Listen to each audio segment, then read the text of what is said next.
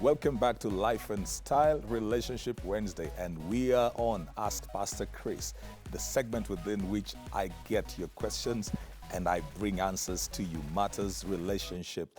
It has been such an amazing morning today. We've spoken about rejection, we've spoken about breakups, we've spoken about all kinds of things, but I want to hear the questions that you have. Remember to hit us on at KTN Life underscore style, that's on Twitter, the same as Instagram, KTN Life and Style on Facebook. 0700574747. That's WhatsApp. All your questions coming. The hashtag is at KTN Life and Style, and also Ask Pastor Chris. You could follow me also on Twitter at CJ Atemo, Facebook Chris J Atemo. We get your questions going. You will be answered because this is the reason we do this. Hello. Hello, Pastor Chris. How are you? Very well, thank you. How are you? I'm well. My name is Mary from Nakuru. All right, Mary. I'm in a relationship, and my boyfriend tells me that he loves me. But unless I text or call him, he doesn't call or text. Labda akuwe na shida na pesa, ndiye atanicall ama anitext. Do I really have a future with this man? Or I'm just wasting my time and money taking care of his problems, yet he doesn't help me anyway? You know, I would have wanted to know how long your relationship has taken because the foundation of every relationship, I say that so many times, is communication, trust. There's got to be openness. You seem not to have communication going for your relationship because communication has got to be two-sided. Both of you must want to be in a relationship. Both of you must make the efforts to be with each other. That means that both of you have got to communicate verbally, non-verbally. In this case, the assumption is that you're a bit apart from each other, whether that is towns or just within the same place. But it is always important in building a relationship that the two of you keep talking through texting, through chatting, WhatsApp, phone calls, and then the meetings. Because anything you do not talk to eventually dies. When there is no communication in any relationship, it just dies a natural death. So that's a risky place to be at where there is no communication. The second thing that I feel that is not working very well in this case is that there is the communication only when there is a need. So one person, and in this case, yourself, Mary, you're feeling that you're being used. And the moment you begin to feel like you're being used, you're not in a relationship anymore. You feel you're being taken advantage of. It is important for you to raise the issues with your boyfriend before you make up your mind in anything. You've got to address those with him. You've got to ask him. You've got to let him know what you think, what you feel. It is important to address that. Tell him, you know, I feel you only call me when you need money.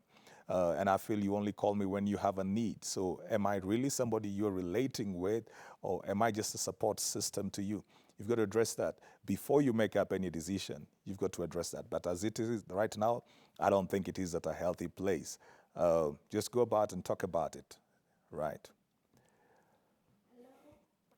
Hello. Morning, Pastor. Hi, how are you? I am well. My name is Susan Nyasaga from Isili. I got this number from your show and I had to call in. There is a guy I have been dating for 9 years now. And last year we got a baby, only for me to realize that he was cheating and the lady he was cheating with was expectant too. In fact, she was about to deliver when my baby was 2 months old. What hurt me most is that they were living together and yet he had come home to ask my parents for my hand in marriage. When I ask him about us, he says, I'm the one he's chosen, but I feel betrayed because he still lives with her. Currently, he lost his job, and I feel bad because I can't leave him stranded. He is still the father to my child. I'm in a love-hatred emotional coaster. How can I overcome this? You know, you're already in a complicated situation. The complication is that whichever choice you make right now is going to have some painful consequences. If you are going to choose to be with this lady, to be with this man, if you're going to choose to be with this man right now, you are going to still have to deal with the fact that he has somebody else in his life and a baby. Unfortunately, both of you conceived around the same time, which then would negate the fact that he says he really loves you, because his actions have shown something completely different. 9 years in dating, that's been a long time, so I wouldn't even know why he did what he did, and I wouldn't even know why the two of you have not been together, coming together just to formalize your union. 9 years is quite some time. I think that if there was the willingness to have marriage going on within that 9 years, I think it would have happened quite some time back. So maybe, and I just say maybe it is an issue of convenience, having having the best of both worlds for you. So he had you as a stable person, then probably he was seeing somebody else for whatever reason. And then the consequences that come are that both of you are pregnant. So if you decide to stay with him right now, you have a co-wife. If you decide to walk away, you have a child with him. At this particular point, then, when you're making a decision, he is the last person that you should be thinking about. You should be thinking about you. Do you want to be in a relationship where there is somebody else already? Remember, it's not just that there's another woman, there's also another child. So would you want to be in a relationship like that? Would you want to raise your child in the way that if you're going to live with him, so there's another family out there, there's divided attention? You've got to look at all of that, because the only person that you can take charge over in this is you. And I think that you should not put yourself at a dependency place where you feel you can't move on with your life without the man in your life. I think that right now, no matter what he says, you first of all have got to find yourself. Take the time, raise your child. I think you need to move on. I think 9 years has been quite a long time, and anything that needed to have been said and done should have been said and done then. I think you need to move on so that you can heal yourself, you can strengthen yourself, and probably, who knows, maybe the future, somebody else is out there waiting to have you. All right. Hello. Hey, Pastor Chris. Hi, how are you? My name is Terry Makiwa from Mombasa, and I have a question. Now, is it true that most people do not get married to the ideal person, me being one of them? I have been married for 2 months now, and I realized my husband is not the ideal man I thought he was. I feel like I fell into lust and not love, and I felt finding a saved man would help me fulfill my needs. What do I do? Now, Linda, one of the things that brings complications and eventually disappointments to marriages or relationships are the expectations that people have of each other. There is absolutely nothing like ideal. You'll never find a perfect person, but you will find somebody who fits. It's more about practicality, because some of the things that you want a man to become, they are scattered all over. So you probably want about 5 or 7 kind of characteristics in a man, and it's difficult to find every one of those in one particular person. Sometimes you find that there is this person who's God-fearing but he's lazy. Then you find there's another person who is very hardworking, but he's not as God-fearing as you'd want them to be. You find there's somebody else who is stable in every other way, but they do lie. So you find somebody else who speaks the truth, but they can't provide. There's always so much of that. Relationships have got to be worked on person-to-person basis. You've got to look at what are your fundamentals in this relationship. Is he an honest person? Is he hardworking? Is he a consistent person in his decisions? Because there are people who are very erratic in decisions, so it becomes very difficult for them to be leaders to you. Is he emotionally stable? Most of the things that you would have to look at are things that are internal, because the externals can change. And then again, you've got to be very realistic about your expectations. You wouldn't put on somebody the burden of being a superman to you. If they can meet the basic standards and you can fit in, you can flow, you can have friendship, you can communicate, you can talk, you can laugh, you can dream together, you can work together as a team, then I think that you have somebody that you grow with. Do not look for somebody who is already made. There are no already made people. Because yourself, you're not already made. You've got to make each other into the people that you want to be. The other thing you've got to say is that marriage it has a life of its own. So two people come in, they have got their own thought patterns, they have got their own ideas and philosophies. When they come in, they've got to merge two wills. Actually, they bury two wills and then they give birth to one will. So there's got to be one will out of that. That means that there's a lot of compromises that have got to be made. Some things are not relationship threatening. Some things are not marriage threatening. You can overlook them. So weigh and see whether your expectations are also unrealistic. And look at whether your expectations are consistent. Then you would know whether you need to stay in or stay out, or you would get a better feel of who needs to be in your life. Hello, Percy. Hello, how are you? My name is Nyaboke Mary, and I wanted to know. It's been 3 months since I broke up with my boyfriend, and the reason I ended it is because I came to know he was playing me with another lady. He has finally admitted, but he wants to take me back. Should I make the consideration? I can imagine I still love him. Mary, you sound not to be convinced about the decisions that you're making so far. You've dated with this man, and then you discovered that he had somebody else, and you walked out. You've related for about 1 year. So you found out that there was somebody else, and then you walked out. So he admitted that to you, and it seems to me that his admission to you has convinced you to take him back, but you're not sure whether that's the right thing to do. Mostly when you're not sure of decisions that you're making, you shouldn't make them. It is better for you to delay a decision and confirm that it is the right thing you want to do than to rush into a decision just because you need to make a decision. When it comes to decision making, never make decisions under pressure, either internally or externally, because the decisions that you make are going to influence the kind of life that you live, and also the future decisions and the consequences that you've got to deal with. So when you make decisions under pressure, mostly you do not look at the bigger picture. When you make decisions under pressure, you make those decisions based on limited information. I would tell you to slow down first. I would tell you to, first of all, see whether you have dealt with the fact that he had somebody else, whether you have come to the place where you do not mind getting him back, where you have thought about what if this happens again, whether you would be able to live with that, because you do not want to go back. Then tomorrow he has another situation like that, then you walk out and come back in.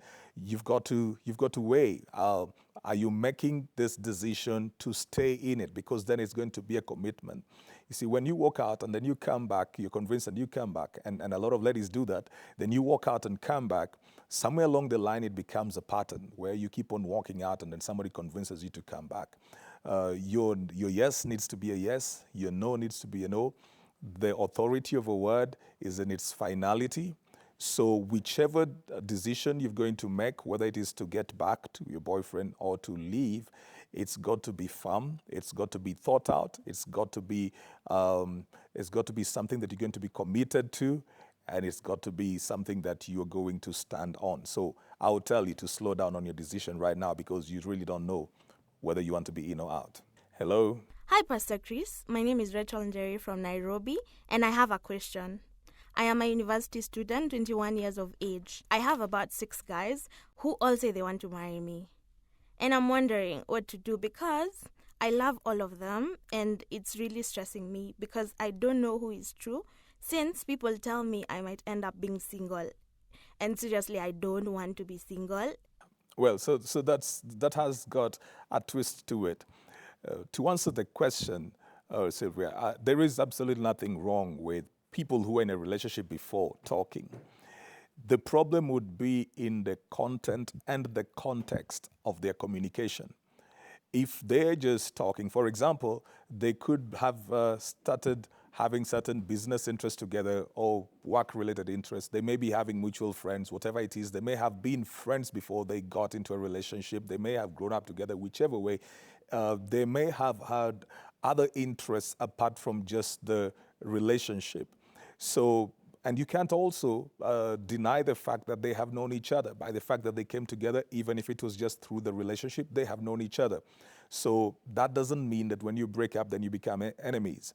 Though it is important that when you have broken up and you have moved on, it is important that communication needs to be reduced. Why? Because the emotions were involved in the first place and in that relationship. And those emotions don't just die because a relationship broke up. So in order not to fund those emotions, it is important for you to cut down on communication. Also, if your communication is affecting the current people you have in your lives, whichever way you have gone, if it is affecting them, if they're not happy with that, you've got to decide to save what you have right now. They shouldn't have any reason to feel insecure unless there is something else. That's what now raises the suspicion, because if you're with somebody right now and you insist that you've got to be in touch with somebody who was there before, while the current person in your life is uncomfortable, they will begin to feel like there's something more, because if you broke up, why are you not letting it go? So you've got to just make practical decisions on that. One, you don't want to entangle yourself emotionally again. Two, you do not want to affect the person you are with right now. So it means that you're going to make sacrifices. It wasn't working for you, probably that's why you left. To say that it is people who made them break up brings a twist to it, because then it means that the two of them did not want to break up. So it's very possible for the two of them to get back together, and that raises the issue. So I do not know the content and the context of their communication, but if they've moved on with other people, I feel they need to reduce their level of communication and contact right now and focus on what they're building. Hello. Hello, Pastor Chris.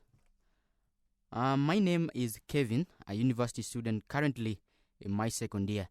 I'm dating a lady whom we do share the same course, but she's 2 semesters ahead of me. I'm born in 96 and she's born in 95, and sometimes I get disturbed with all this because her choice of friends are also slightly above my age, but she's so loving. At 21, you're very young, so you don't have to be desperate. You can have desire to have somebody in your life without necessarily being desperate.